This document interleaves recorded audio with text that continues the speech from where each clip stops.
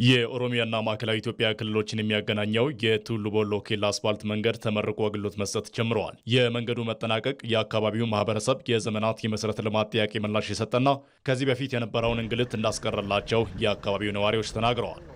መንገዱ ከመሰራቱ በፊት በጣም ዳገታማና የተለያየ ነገር የመኪና ችግር ነበር። እዚህ መኪና እቃ ምናምን እየሰበረ ብዙ መኪና የአካባቢ መኪና እንጂ ሌላ መኪና አይገባም ነበር። አሁን የመንገዱ ከተስተካከለ በኋላ ህዝቡም እንደፈለገ መኪና ያገኛል። መኪናችንም ያው ደህንነቱ በተጠበቀ መልኩ ያው እየሰራን ነው። ደስ ይላል። አሪፍ ተሰርቶልናል። እኛ እንግዲህ በዚህ መንገድ በጣም ችግረኛ ነበር። ሰው ቢታመምብን በሁለት እንጨት እንደ ቃሬዛ የሚባለው አይነት በሱ ተሸክመን ነበር ኬላ ምን መጣው ማለት ነው።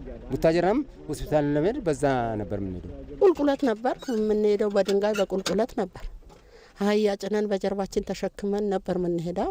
አሁን በመኪና ይሄው ነው፣ በአስፋልት ማለት ነው። ወጥተን እንገባለን። በጣም ደስ የሚል ነገር ነው። ያው መንገዱ ወጣ ገባ ነበር።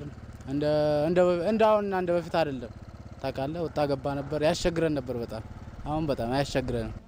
80 ኪሎ ሜትር የሚሸፍነው የቱሉ ቦሎ ኬላ አስፋልት መንገድ የአዲስ አበባ ቡታጀራ ሆሳዕናና የአዲስ አበባ ወልቂጤ ጅማ መስመር ያሉትን አውራ መንገዶችን ማገናኘት መቻሉም ተጠቁመዋል። ብዙ መንገድ የሚያገናኝ መንገድ ነው። ጅማ የተለያዩ ቦታዎች በፊት በወልቂጤ በኩል በዛኛው ነበር የሚኬደው። ያ መንገድ አስቀርቶ አሁን በዚህ መንገድ ብዙ አገናኝ መንገድ ነው። በጣም ጫካ ነበር። አሁን እግዚአብሔር ያቆየው ሰው ብዙ ነገር ያያል፣ አይተናል። ፕሮጀክቱ በ1.3 ቢሊዮን ብር ወጪ የተጠናቀቀ ሲሆን ወጪው ሙሉ በሙሉ በፌዴራል መንግስት መሸፈኑ ተገልጿል። ይህም የለውጡ መንግስት የህብረተሰብ ተጠቃሚነትን እያረጋገጠ ስለመሆኑም ተገልጿል። ብልጽግና ጉዞ ሁለት ነገሮችን ቼክ እያደረገ ይሄዳል። አንዱ የህብረተሰብ ተጠቃሚነት ነው። ሁለተኛው የህብረተሰብ ተሳትፎ ነው። ይሄ መንገድ ስራ ሁለቱንም ያሟላ ነው።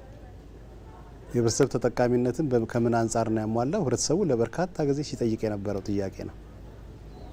ተሰሙ ከሆነ በምክር ቤቶች ይሰማሉ፣ ልዩ የህዝብ ስብሰባዎች ሲደረጉ ይሰማሉ።